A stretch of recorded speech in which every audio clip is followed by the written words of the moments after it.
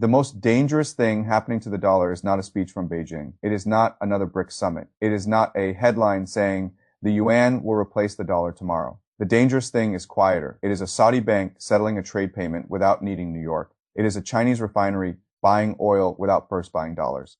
It is a Brazilian exporter discovering that the old dollar route is no longer the only route. It is a Russian company cut off from Western finance, finding out that the world did not end when Washington closed the door. That is how reserve currencies begin to lose power. Not in one dramatic collapse, not in a single announcement. They weaken when enough countries quietly build a life outside them, and that is why one number in this story matters, 30%. Nearly 30% of China's foreign trade is now being settled in yuan 15 years ago. That number was basically nothing less than 1%, almost invisible. Now, it is large enough to change the way the world thinks about money. The dollar has been powerful because the world has to use it. That is the whole secret. Oil was priced in dollars, commodities were priced in dollars, international banks moved payments through dollar-centered systems. Foreign governments needed dollars to trade, so they held dollars. When they held dollars, they bought U.S. Treasury bonds. When they bought treasuries, America borrowed cheaply. When America borrowed cheaply, it could run deficits, build military bases, fund a global empire, and still tell its citizens the bill was manageable. That was the hidden privilege. Most people see the dollar as paper in a wallet or numbers in a bank account. Washington sees something else. A toll booth. Every country that needed energy passed through the dollar system. Every country that needed financing passed through the dollar system. Every country that needed cross-border settlement passed through a network. America could monitor, pressure, sanction, or close. That is why SWIFT mattered. SWIFT was not just a bank messaging system. It was the nervous system of global finance. Because so much global money movement touched the dollar, America could punish countries without firing a missile. It could freeze assets. It could cut off banks. It could make companies untouchable. It could make governments feel isolated overnight.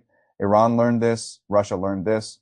And after Russia was removed from major Western financial channels in 2022, every serious government on earth learned the same lesson. If America can do this to Russia, it can do it to us. That was the turning point. Washington thought it was showing strength in the short term. It was sanctions hurt, financial exclusion is real. But every time America uses the dollar as a weapon, it teaches the rest of the world to build armor. China had already been building that armor. The system is called CIPS, the Cross-Border Interbank Payment System. Most Americans have never heard of it. They have heard about tariffs, TikTok, factory jobs, and spy balloons, but they have not heard enough about the financial pipes China has been laying under the global economy. CIPS is not just a Chinese payment tool. It is an alternative route. It connects institutions across more than 100 countries. It reaches Asia, the Middle East, Africa, and Europe. The European part is important because when allies quietly connect to rival system, they are not necessarily changing sides. They are buying insurance. That is how transitions begin.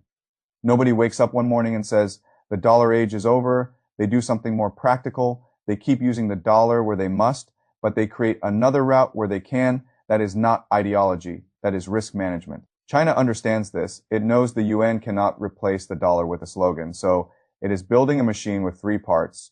First, payment infrastructure, CIPS. Second, settlement technology, the digital yuan. Third, demand, oil, trade, loans, currency, swaps, and commodity agreements that give countries a reason to hold and use yuan. When those three pieces work together, the yuan stops being just China. As domestic currency, it becomes an operating tool for global trade. That is the real story. The world is not moving away from the dollar because it suddenly trusts China more than America. The world is moving away from the dollar wherever dependence on America has become too dangerous. For years, people said de-dollarization was impossible because the dollar was too entrenched. They were partly right. But entrenched does not mean permanent. It means the old system has deep roots, and deep roots can keep a tree standing long after the soil has started washing away. Look at the petrodollar for half a century. The deal was simple. Saudi oil would be priced in dollars. America would provide protection. Every country that needed oil would need dollars. Every central bank would keep dollar reserves.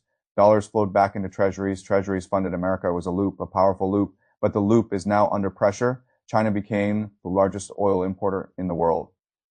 About or gained power. Saudi Arabia began dealing more openly with Beijing. Currency swaps appeared. Yuan settlement became possible. Oil transactions outside the dollar became real. Not most oil, not all oil, but enough to prove the monopoly had been broken. And that is the point. The dollar does not need to fall from 90 to 0 for America to feel pain.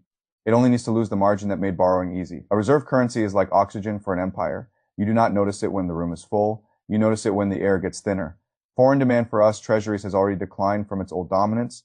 That matters because treasuries are how America funds itself. If the world buys them eagerly, America borrows cheaply. If the world buys fewer, yields rise. When yields rise, debt service rises. When debt service rises, Washington has fewer painless choices. That is when the cost reaches ordinary people, higher mortgage rates, higher credit card rate, higher car loans, higher government interest costs, higher pressure on the Federal Reserve, higher pressure on taxes. Global finance moves slowly until it suddenly feels personal. China is not only asking countries to hold yuan, it is creating reasons for them to need yuan. When China lends in yuan, borrowers need yuan to repay. When China trades in yuan, exporters need yuan to settle. When China buys oil in yuan, producers have a reason to hold yuan. When China builds digital yuan rails, trade partners can settle without touching American systems. This is not rhetoric, it is architecture, and architecture beats rhetoric. Washington still talks as if financial dominance is a birthright. Beijing acts as if it is a construction project. That difference matters. So, no, the dollar is not collapsing tomorrow, but that is the wrong question. The real question is whether the world has started building serious alternatives at scale, and the answer is yes. That is what 30% means. It means China is no longer merely talking about yuan internationalization, it is using trade weight to create it. It means countries that fear sanctions now have somewhere else to route payments. It means oil producers have begun testing a post-petrodollar habit. It means the global south is asking a simple question. Why should our trade be hostage to another country as politics? That question is dangerous for America because the old answer was simple, because there is no alternative. Now there is not perfect, not complete, not yet, but enough to change behavior. Reserve currency transitions do not begin with collapse. They begin with optionality. They do not abandon the old order in one jump. They place one foot in the new one. That is the phase we are in. A divided system, a transitional system, a world where the dollar is still dominant, but no longer unquestioned. Once a currency is no longer unquestioned, psychology changes. The dollar's power depends on habit. Governments hold dollars because others hold dollars. Banks use dollars because others use dollars. Oil is priced in dollars because the system was built around dollars. But habits can reverse. When enough countries use the alternative becomes easier to use. When enough banks join the alternative, joining becomes less risky. When enough commodity sellers accept yuan, buyers stop fighting the old system every time. Once that proof exists, the monopoly is gone. And when the monopoly is gone, the empire has to compete. That is America's real problem. But America is trying to defend the dollar while running massive deficits, fighting internal political wars, outsourcing manufacturing, and treating sanctions as if they have no long-term costs. That is not strategy. That is inertia. The danger is not that China has a perfect replacement ready. The danger is that America is making the replacement necessary. Every sanction creates urgency. Every debt crisis creates doubt. Every trillion-dollar deficit creates math. Every political breakdown creates fear. Every time Washington says, obey us or lose access, another country asks, how fast can we build another door? That is the real dollar story. Not death, not collapse, erosion. A slow erosion of the privilege that allowed America to live beyond ordinary limits. Once that privilege erodes, America becomes more normal. It has to pay more for debt. It has to choose between guns, welfare, tax cuts, and interest payments. It has to earn trust instead of assuming trust. That is the future China is preparing for, a future where America is still powerful, but not financially unavoidable. A future where the dollar still matters, but does not command. A future where countries can trade with Saudi Arabia, Brazil, Russia, India, Indonesia, or China without first passing through the American toll booth. That is why 30% matters. It is not the end of the dollar. It is the end of the assumption that the dollar has no serious rival. And when that assumption dies, the system has already begun to change.